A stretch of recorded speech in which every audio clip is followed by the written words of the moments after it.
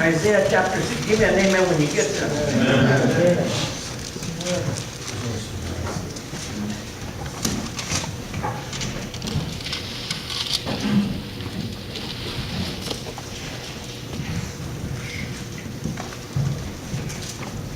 See, you have to learn in your walk with God to identify things that come your way, things that infiltrate you, your heart, your mind. And had Isaiah not identified and made the proper adjustments, he would have never made it to chapter 66.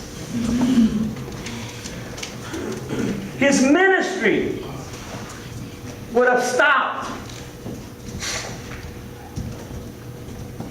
in chapter 5.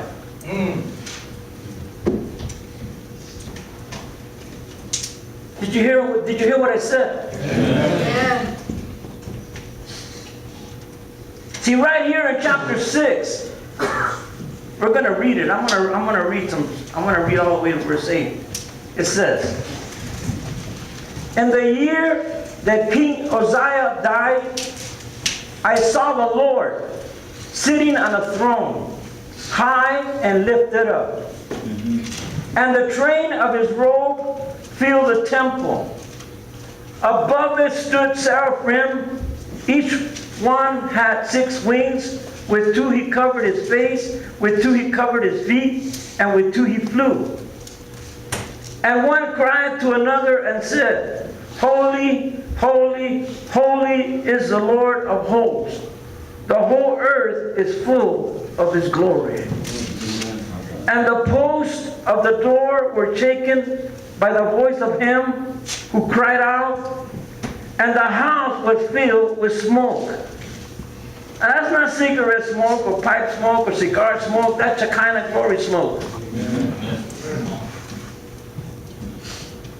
So I said, "Woe is me, for I am undone, because I am a man of unclean lips, and I dwell in the midst of a people of unclean lips.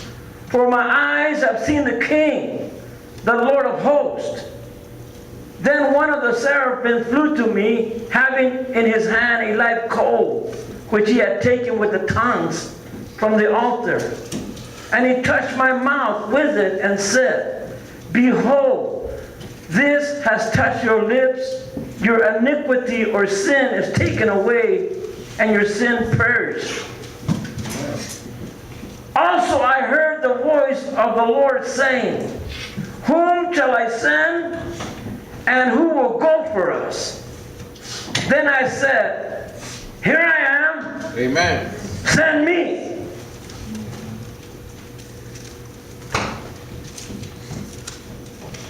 I want you to know, for Isaiah, for his sake,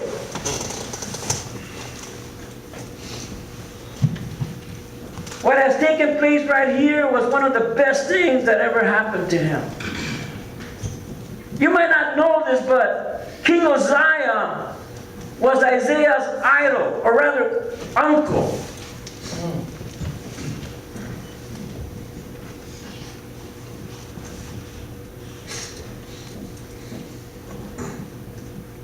But the king was in the way of Isaiah's view of God. And sometimes we put our wives in that place. Sometimes we put our children in that place. Sometimes we put you can feel the you can feel the hole, you can feel the gap, beloved. That's right. And it's not until God takes it out that you begin to see Yes, sir. God. Yeah. And not only that, but you begin to see yourself. Yes. Not to mention the need. What's the need? The lost people. Come on. If you read the first 5 chapters in the book of Isaiah, you will see that Isaiah was on a roll, woeing everybody and everyone. And even though that was part of what a prophet does, you know, he warns, he points things out. But as he was pointing his judgmental finger at everyone, he forgot to see that there was 3 fingers pointing right back at him. That's right. Holy, holy, holy is the Lord.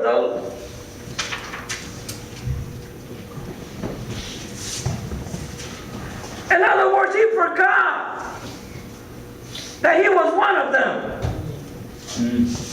And that he wasn't exempt. Listen, I don't care if you're a pastor here, an evangelist here, a leader here, whatever. Listen, we're all in the same boat.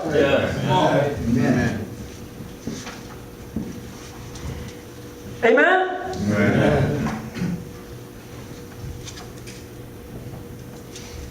Listen, man, it's not hard.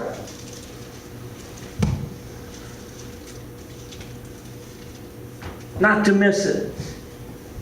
That was the case with Isaiah. But it was an accumulation of a lot of things, not just the king. One of them was Isaiah himself, thinking more highly than he ought to of himself.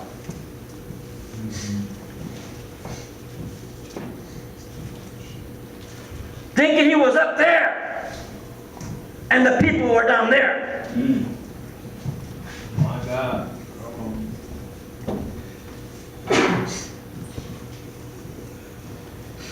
Which allows pride, something none of us know nothing about, to come in